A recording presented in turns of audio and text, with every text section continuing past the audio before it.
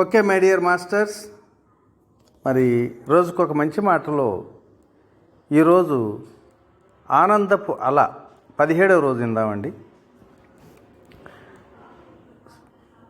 సహజంగా మనకి చాలామంది శత్రువులు ఉన్నారంటారు, కానీ మనస్తాపాన్ని మించిన శత్రువు లేదు అనేది ఎలాగో ఈరోజు తెలుసుకుందాం.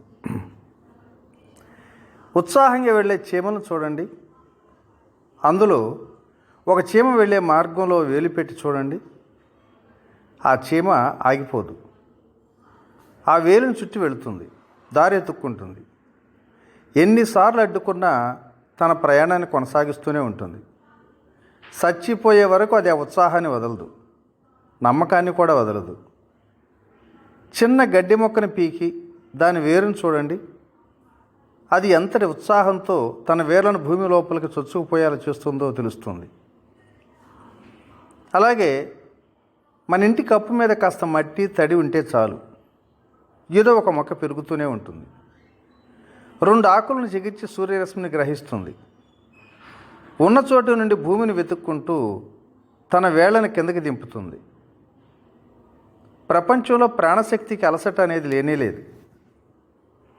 మనిషే కుంగిపోయిన తన మనసులో అసహనం, చిరాకు, అపనమ్మకం మొదలైనవి సృష్టించుకుంటున్నాడు. మనస్తాపం అనే శత్రువును లోపలికి రమ్మని పిలిచేది కూడా అతడే. అసలు మనస్తాపం ఎందుకు కలుగుతుంది? అసలు మనలో ఏం జరుగుతుంది?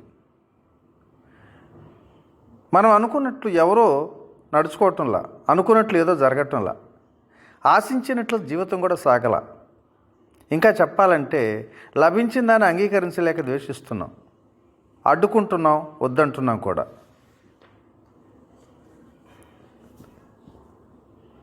అపజయాన్ని తట్టుకోలేక చిరాకు, వైరాగ్యం వస్తేనే కదా జయించాలన్న భావన పెరిగేది. అపజయంతో చిరాకు వస్తుంది, నిర్వేదం కలుగుతుంది. కానీ అవి మనల్ని జయం వైపు తీసుకువెళ్తాయనటం విచిత్రమైన ఆలోచనే. బాధతో ప్రేరేపింపబడి జయం పొందితే పేరుకు అది జయించినట్లే ఉంటుంది, కానీ మన జీవితాలకి అదేమీ మంచి చేయదు. ఒకసారి ఒక అతను చెట్టుకు తాడు కట్టి ఉరితాడేలా చేసి దాంట్లో తలదూర్చబోయాడు. ఏయ్, ఏం చేస్తున్నావు అని అడిగారు ఇంకొకరు. నేను ఎక్కువ రోజులు జీవించడానికి ఆత్మహత్య చేసుకుంటున్నా అన్నాడట. ఈ పై మేధావికి వేదన, విరక్తి విజయానికి దారి చూపుతాయి అనేవాడికి పెద్ద తేడా ఉండదు. అలాగే తన భార్యకు అంత్యక్రియలు పూర్తి చేసినటువంటి ఒక భర్త ఆమె సమాధిని చూస్తూ గట్టిగా నవ్వుతున్నాడట. ఏంటో ఇంత సంతోషంగా ఉన్నావు? పక్క నుండి వెళుతున్న ఒక అతను అడిగాడు.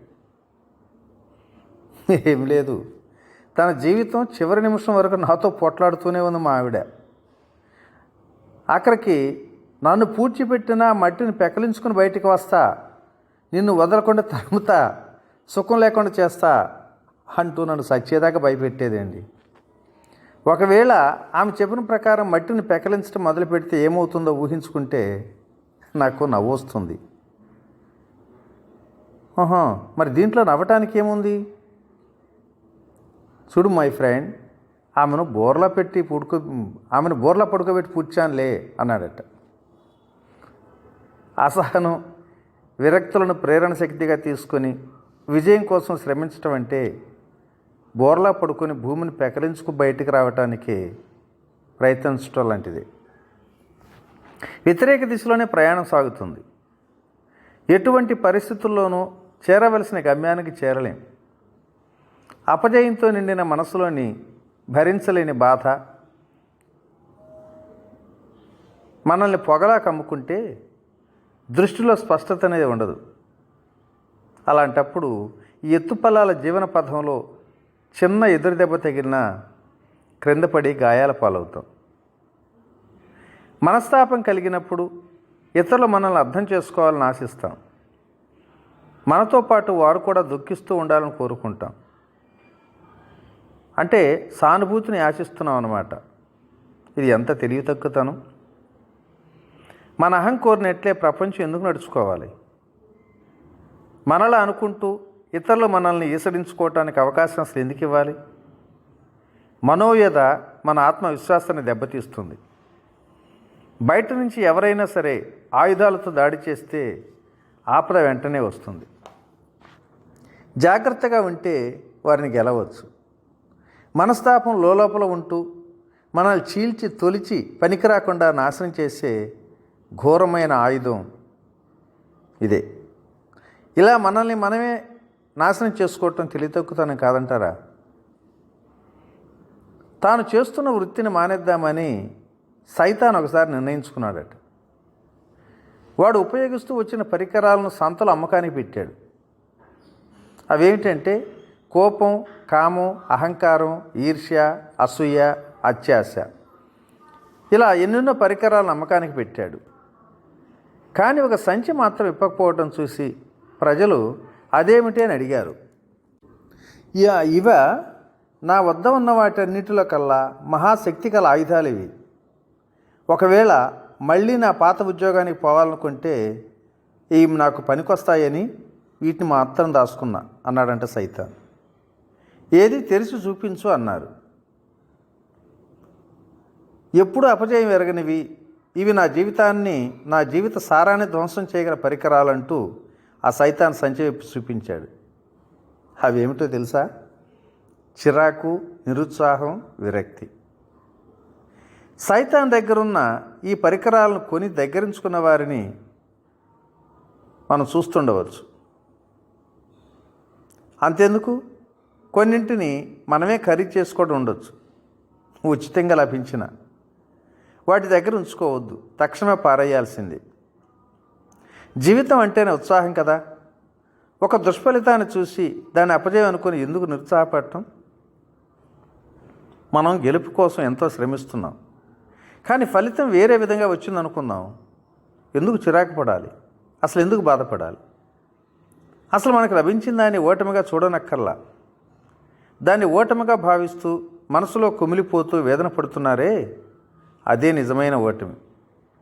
అవును, అదే మనల్ని మనం ఓడించుకునేలా చేస్తుంది. దేనినో జ్ఞాపకం చేసుకుంటూ బాధపడుతూ ఉంటే ఏం లాభం లేదు. బాధ, దుఃఖాల విషయంలో మనిషికి తేడా ఉంటుంది. ఒకరికి అగ్గిపుల్ల అంటుకోకపోతే దుఃఖం వస్తుంది, మరొకరికి కొంపలు అంటుకుంటేనే బాధ కలుగుతుంది. రెండవ ప్రపంచ యుద్ధం ముగిసిన తర్వాత ఒకరోజు జనరల్ ఐసెన్హోవర్, అంటే మన అమెరికా సేన అన్నమాట, ఆ స్వర్గానికి వెళ్ళాడట. నరకాన్ని చుట్టానికి నాకు పర్మిషన్ కావాలి అని దేవుణ్ణి అడిగాడంట. అక్కడ ఇదేమిటి, నరకంలో ఉన్నవారు స్వర్గం చూడాలనుకోవటంలో అర్థం ఉంది, నీకు నరకాన్ని చూడాలని కోరిక ఎందుకు వచ్చింది అని దేవుడు అడిగాడట. ఏం లేదు సార్, అక్కడ హిట్లర్ ఎన్ని కష్టాలు అనుభవిస్తున్నాడో చూడాలని ఉంది అన్నాడంటే ఐసెన్హోవర్. సరే అని అతనికి నరకానికి వెళ్ళేందుకు పాస్ ఇచ్చారు. నరకంలో హిట్లరు ఆ చిత్రవద అనుభవించే విభాగానికి ఐసెన్హోవర్ని తీసుకెళ్లారు. బాగా మలంతో నింపబడ్డ 2 మనుషులు ఎత్తున్న తొట్టిలో హిట్లరు పీకల దాకా మునిగి ఉన్నాడు. అతని ముఖంలో కనిపించిన మందహాసం చూసి ఐసెన్హోవర్ ఆశ్చర్యపోయాడు. సహించలేని దుర్గంధంతో జుగుప్స కలిగించే మలంతో మునిగి ఉన్నా ఏం చూసుకుని సిగ్గు లేకుండా నవ్వుతున్నావు నువ్వు అని ఐసెన్హోవర్ని హిట్లర్ అడిగాడట. ఐసెన్హోవర్ హిట్లర్ని అడిగాడు. అందుకు నవ్వుతూ, నా కింద ఉన్నది ఎవరో తెలుసా? ముసోలిని. అతని భుజాల మీదే నేను ఇప్పుడు నిలబడి ఉన్నా. ఒక్కసారి అతని పరిస్థితి ఏమిటో ఆలోచించు అంటూ హిట్లర్ పగలబడి నవ్వుతున్నాడట. చూడండి మాస్టర్, దుఃఖం, బాధ అనేవి ఇలా ఇతరులతో పోల్చుకున్నప్పుడు ఎక్కువ కావచ్చు లేదా తక్కువ కావచ్చు. కానీ అవి బాహ్య ప్రపంచం నుంచి వస్తున్నాయా? లేదు కదా. అవి మన మనసులోనే ఉత్పత్తి అవుతున్నాయి. మనసు అనేది మన దగ్గరే ఉంది. దాన్ని సంతోషంగా ఉంచటం లేదా బాధ పెట్టడం మన చేతుల్లోనే ఉంది. మనం అనుకున్న విధంగా ఈ ప్రపంచం సాగాలి లేదా ఇతరులు నడుచుకోవాలి అనేటువంటి అహంభావమే ఒక పనికిమాలిన భావం. దాన్ని కాలి కింద వేసి నలిపి ముందుకు సాగకపోతే మనం వేసే ప్రతి అడుగు ఎంతో బాధతోనూ కూడుకుంటుంది. ప్రతి మలుపులను సంశయం వస్తూనే ఉంటుంది. నమ్మకం తగ్గి మనసు అలసిపోతుంది, మనస్తాపం కూడా కలుగుతుంది. మనస్తాపం కలిగినప్పుడల్లా ఇతరుల మీద మండిపడటం ఆపేసి దానికి తానే కారణమని గ్రహించాలి. ప్రపంచం మీద కోపం చూపొద్దు. మన బలహీనతలు తెలుసుకొని సరిదిద్దుకోవటానికి అది గొప్ప అవకాశం తెలుసుకోవాలి. బాధ వేదనలతో నిండిన అనుభవాలను జీవిత పాఠాలుగా అంగీకరించి అవి మన పరిణితి సాధించడానికి అందించబడ్డ వరాలుగా భావించాలి. ఆశలు పెంచుకోవటం వల్లనే నిరాశలు కలుగుతాయని తెలుసుకోండి. అహంభావాన్ని త్యజించండి. ఎటువంటి ఫలితాన్నైనా నిరాకరించకుండా అంగీకరించడం అలవాటు చేసుకోవాలి. దాన్ని ఎలా సానుకూలంగా మార్చుకోవాలో ఆలోచించుకోవాలి. అనుభవాల నుండి నేర్చుకోవాలి. వాటిని మన జీవితాన్ని సుందరంగా తీర్చిదిద్దుకోవటానికి ఉపయోగించుకోవాలి.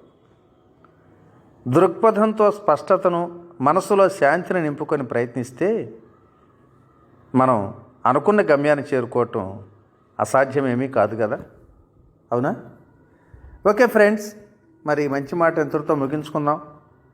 రేపటి రోజుని అసలు జాతకాలు ఉన్నాయా, జాతకాల మీద ఆధారపడితే ఎలా ఉంటుంది, ఆ విషయాల మీద చర్చించుకుందాం.